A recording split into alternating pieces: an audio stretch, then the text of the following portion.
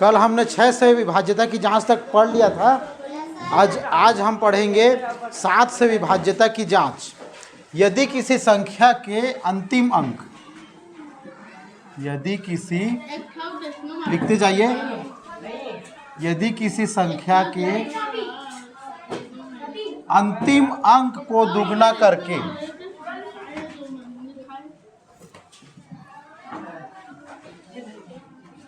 अंतिम अंक को दुगना करके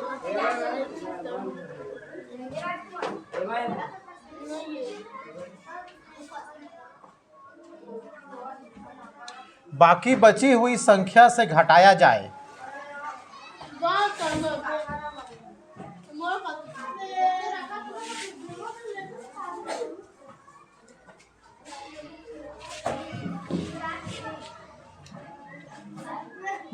संख्या से घटाया जाए तथा पुनः यही प्रक्रिया दोहराई जाए।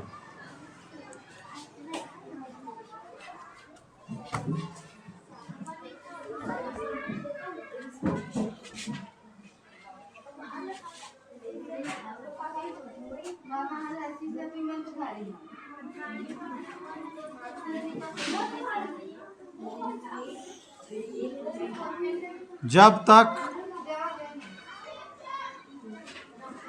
एक अंक की संख्या प्राप्त न हो जाए।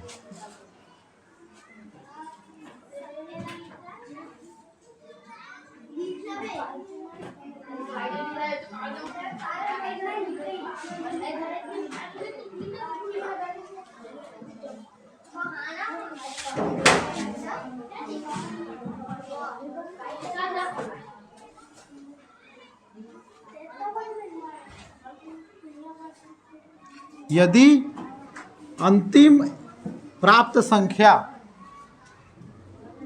अंतिम प्राप्त अंक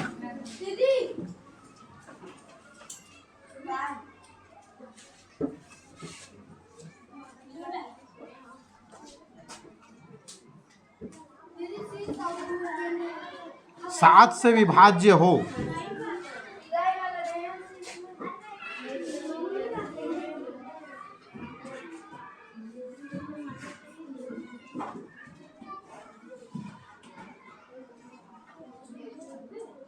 तो पूरी संख्या 7 से विभाजित होगी।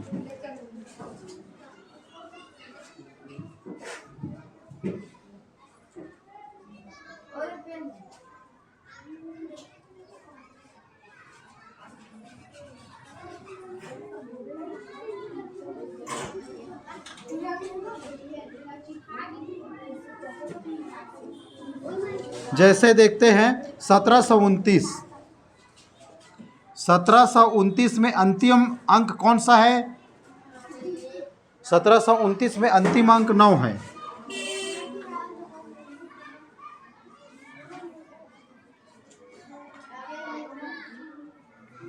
नौ को 2 गुना करेंगे, 9 को 2 से गुणा करेंगे, कितना आएगा? 9 को 2 गुना दुगना करने पर 18।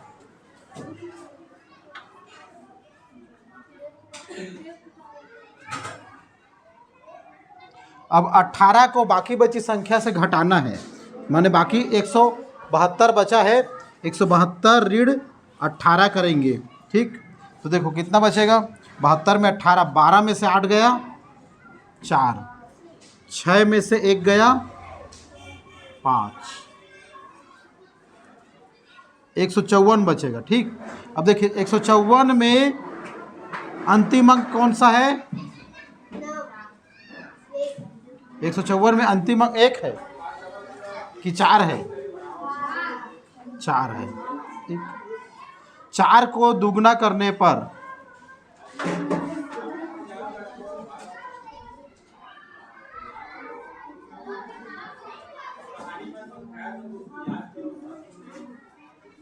कितना आएगा?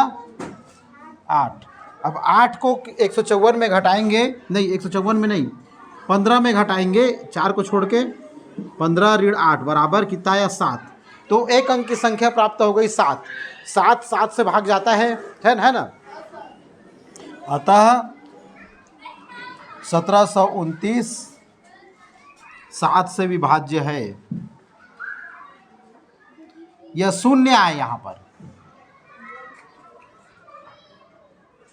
हो या शून्य प्राप्त हो।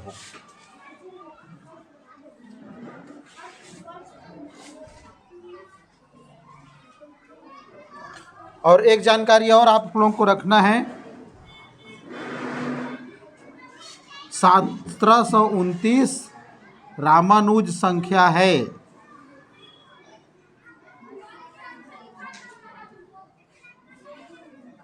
रामानुज संख्या का मतलब क्या होता है?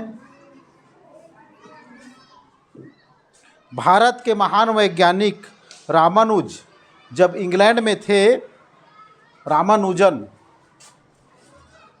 भारत के महान वैज्ञानिक रामानुज जब इंग्लैंड में थे तो उस समय एक बार बहुत बीमार हो गए थे। ठीक, उनसे मिलने के लिए भारत इंग्लैंड के प्रोफेसर हार्डी आए और उनसे बातचीत हुई। तो उन्होंने कहा, रामानुजन ने कहा कि आप कैसे आए हो? तो प्रोफेसर हार्डी ने कहा कि टैक्सी द्वारा आया हूँ। तो रामानुजन ने कहा टैक्सी का नंबर क्या था? तो प्रोफेसर हार्डी ने कहा 1729 था, कोई विशेष संख्या नहीं है। फिर उसके बाद रामानुजन ने क्या कहा होगा? रामानुजन ने कहा आप गलती कर रहे हैं, यह संख्या बहुत ही इंटरेस्टिंग है, रुचिकर। ये एकमात्र छोटी संख्या है जिसमें दो संख्याओं के घनों का योगफल के रूप में विभिन्न तरीके से लिखा जाता है। जैसे देखिए 1729 को 1 का घात 3 धन 12 का घात 3, 12 गुणित 12 करेंगे तो कितना आएगा? 12 गुणित 12 144, 144 गुणित 12 करेंगे तो 12 चौक 48, 12 चौक 48, 48 और 4 52, हासिल 5, 12 एकम 12, 12 5 17, 1728 और प्लस 1 29। मतलब ऐसा लिख सकते हैं दो संख्या के घन के रूप में। घन माने 3 बार गुणा करना। और एक और लिख सकते हैं 9 का घात 3 धन 10 का घात 3। 10 गुणित 10 गुणित 10 कितना होगा? 10 दहम 100, 100 दहम 1000, 1000 में अब 9 गुणित 9 गुणित 9 करो। 9 गुणित 9 कितना होगा? 9 निया कितना होता है? 81, 81 निया 9 एकम 9, 9 अट्ठे 72। अब देखो 729 और 1000, ये 1000 है, ये 729। तो ऐसा हम इसको लिख सकते हैं, इसीलिए यह एक विशेष संख्या है।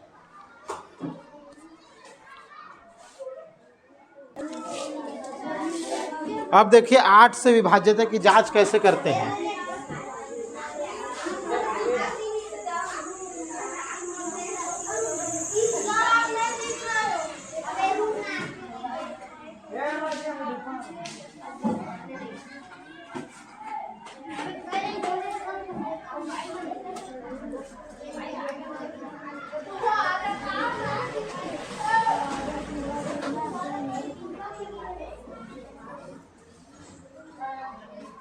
यदि किसी संख्या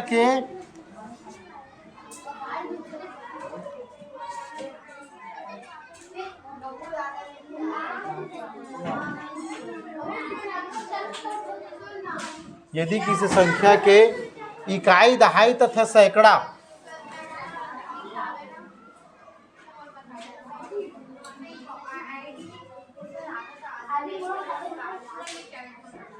तथा सैकड़ा के स्थान पर अंकों सैकड़ा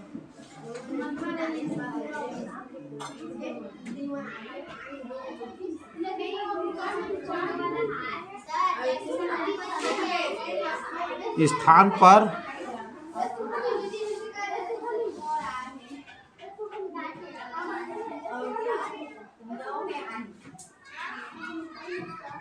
बनी संख्या 8 से विभाज्य है।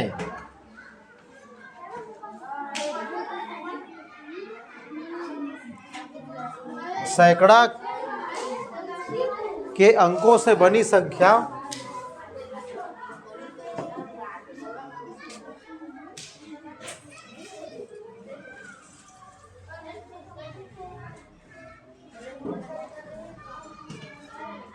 आठ से विभाज्य है हो या उनके स्थान पर शून्य हो।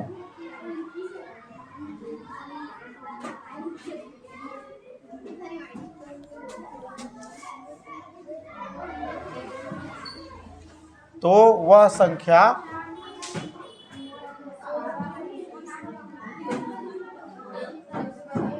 आठ से विभाज्य होगी।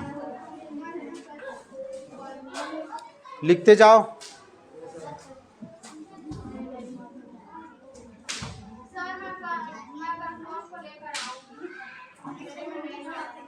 जैसे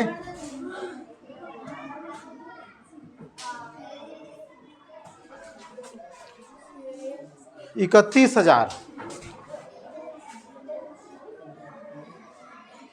इसके इकाई दहाई सैकड़ा में देखिए कितना है, शून्य है, तो यह 8 से विभाज्य होगी।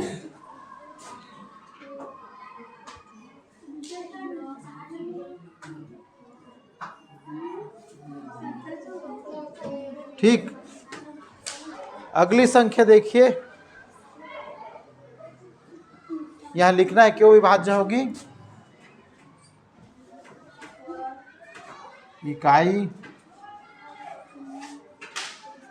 दहाई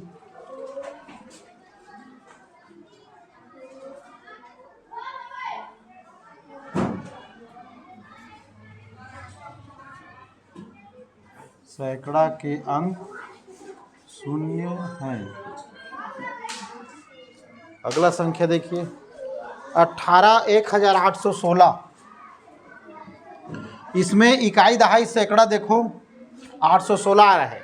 816 को 8 से भाग देंगे तो जाएगा कि नहीं जाएगा। 8 एकम 8, 8 शून्यम 0, 8 दूनी 16, 102, 8 से विभाज्य है।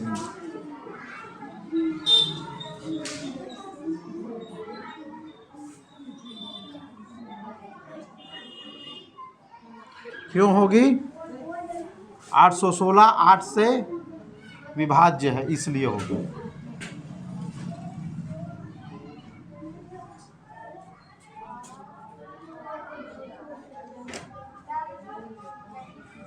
ठीक, आगे देखिए अगली संख्या है 12,317। इसमें देखिए इकाई दहाई सैकड़ा में कौन सी संख्या है? 317। 317 8 से विभाज्य है या नहीं है? 8 से भाग देके देखो, 8 दूनी 16, 8 तिया 24, 31 में 24 घटेगा तो कितना बचेगा? 7। 7 7 77 हो गया। तो 77 8 से भाग जाता है कि नहीं? 8 एकम 8, 8 दूनी 16, 8 तिया 24, 8 चौक 32, 8 पंचे 8 छक्के 8 सत्ते 56, 8 निया नहीं, गलत हो गया, 8 निया 72, 77 में 72 घटेगा तो 5 बचेगा, मतलब नहीं गया। मतलब ये लिखेंगे 8 से विभाज्य नहीं है।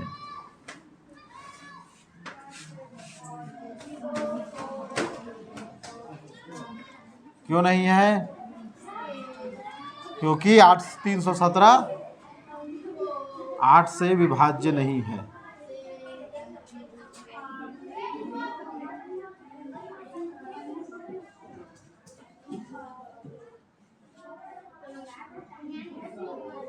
ये तो हो गया।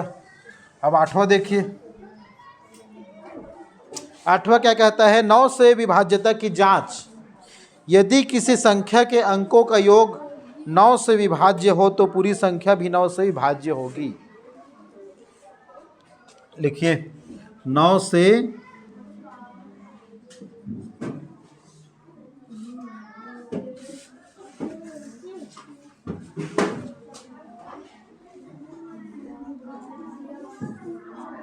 यदि किसी संख्या के अंकों का योग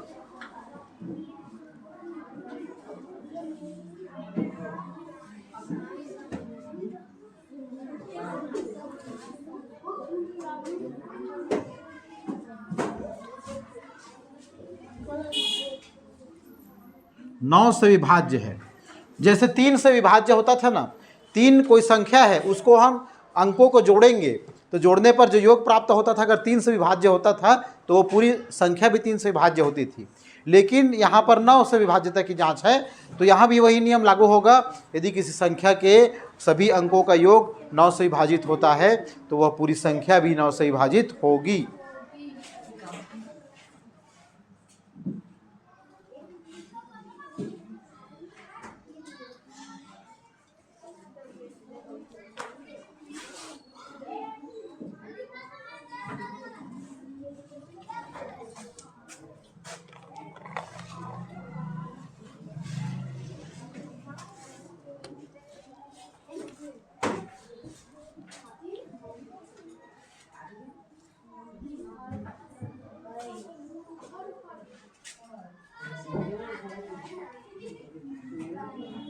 नौ से विभाज्य होगी।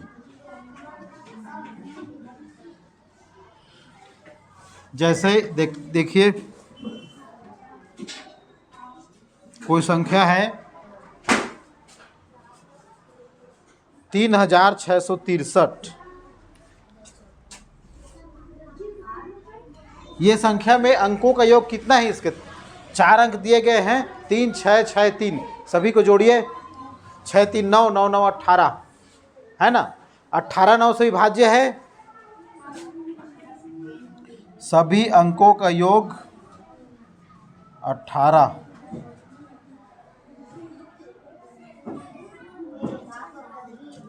सभी अंकों का योग 18 है, अतः 9 से विभाज्य है।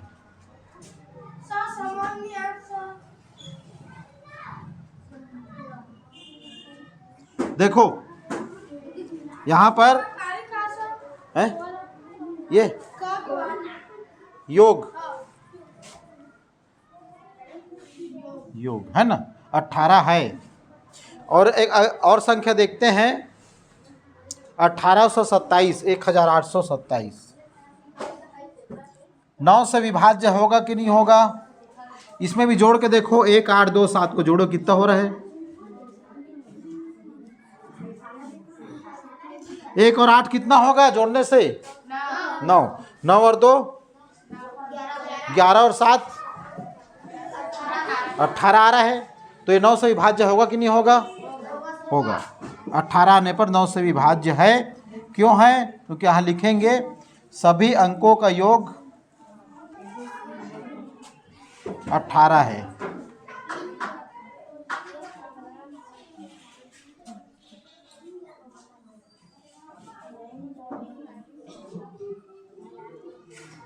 अगली संख्या देखिए 1227, 1227 लिखा है।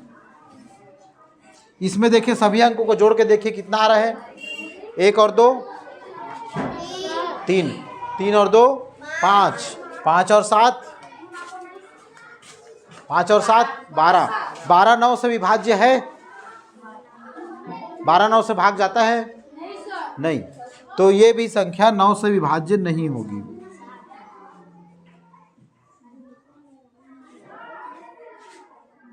नौ से विभाज्य नहीं है। क्यों नहीं है? क्योंकि सभी अंकों का योग 12 है।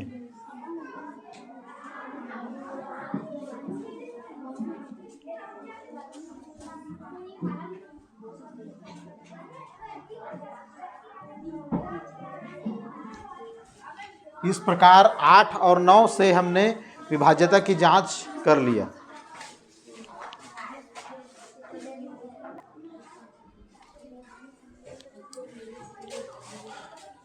10 से विभाज्यता की जांच। यदि किसी संख्या के इकाई का अंक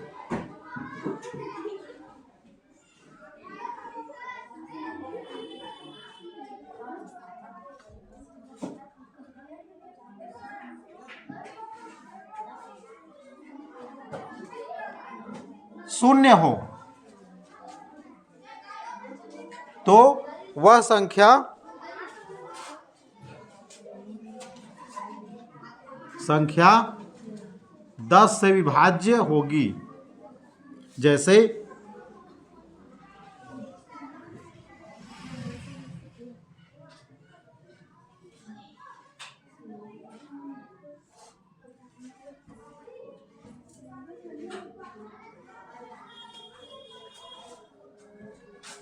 देखिए 1000 एक संख्या है, ये 10 से विभाज्य होगा कि नहीं होगा? 1000 जो संख्या है 10 से विभाज्य होगा। क्यों होगा? हाँ, यहाँ पर क्यों होगा कोष्टक में लिखेंगे, क्योंकि इकाई का अंक शून्य है।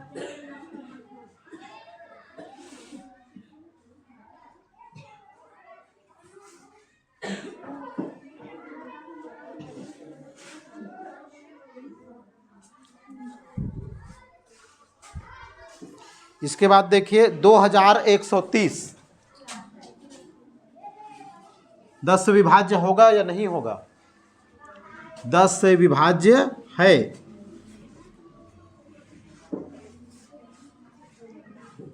क्यों है? इकाई का अंक शून्य है।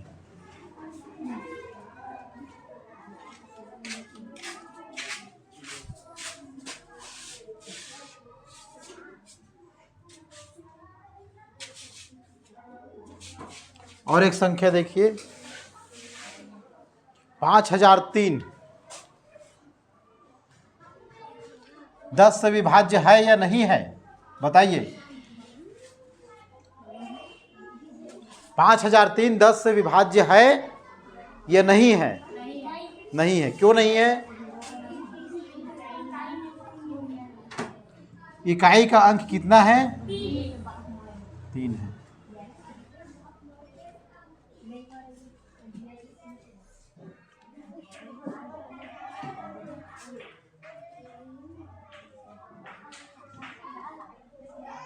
अब देखिए 9वां के बाद अब आ गया 10वां, 11 से विभाज्यता की जांच।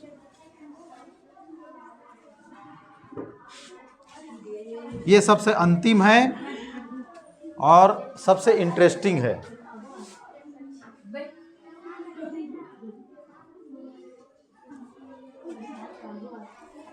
यदि किसी संख्या के सम स्थान पर के संख्या और विषम स्थान पर संख्या दोनों को हम जोड़ेंगे, सम स्थान की संख्या को से बनी योग और विषम स्थान के संख्या के योग दोनों को जोड़ेंगे, तो यदि ये 11 से भाग जाता है, ये शून्य प्राप्त होता है, तो वह संख्या 11 से विभाजित होगी, अन्यथा नहीं होगी। एक बार पढ़ के बता रहा हूँ कि किसी संख्या के विषम स्थान के अंकों का योग निकालना है तथा सम स्थान के अंकों का योग निकालना है। यदि विषम स्थान के संख्या और दोनों का अंतर जो होता है सम स्थान के अंकों का योग का अंतर क्या होगा? शून्य होगा, 11 होगा, 11 का गुणज होगा। गुणज मतलब 11 से भाग जाता हो तो वह संख्या 11 से विभाजित होगी। जैसे देखिए किसी संख्या की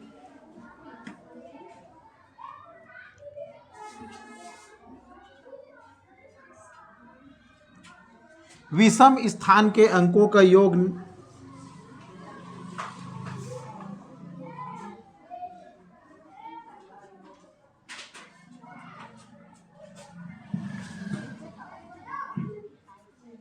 विषम स्थानों के अंकों का योग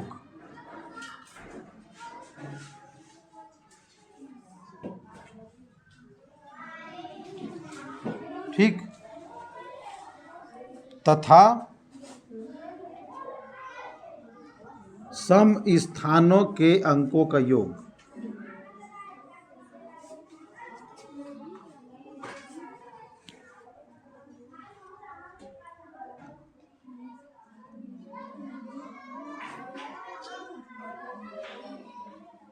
योग निकाल कर, अलग अलग निकालना है, निकाल कर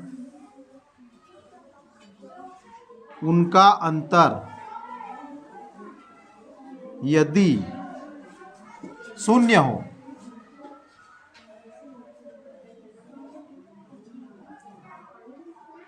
ग्यारह हो या 11 का गुणज माने 11 से भाग जाता हो,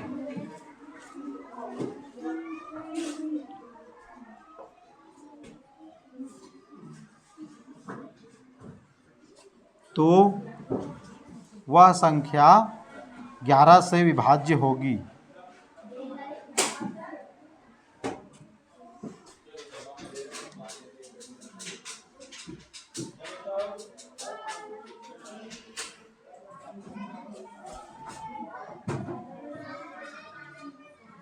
जैसे देखिए एक संख्या लिख रहा हूं, जैसे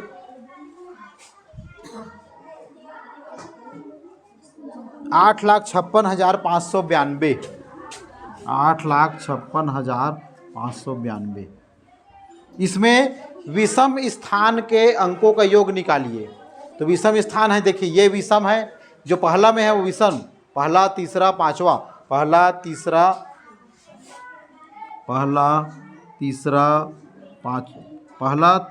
और पांचवा। तो यहाँ पर होगा विषम स्थान के अंकों का योग निकालिए।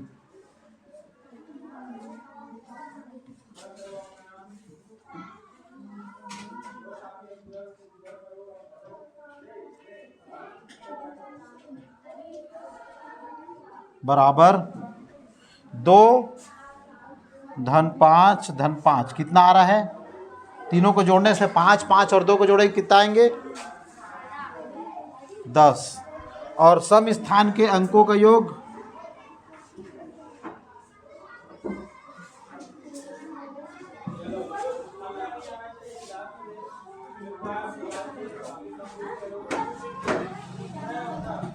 9, 6 और 8, 9, 6 और 8 कितना होगा?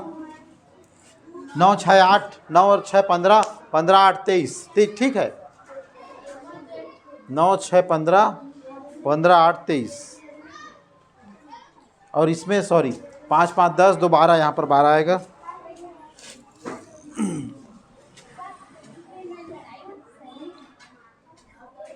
तेईस। अब अंतर निकालना है 23 और 12 का अंतर। 23 में 12 घटाओ कितना आएगा? 11। तो 11 आ रहा है, अतः यह संख्या 11 से विभाज्य होगी।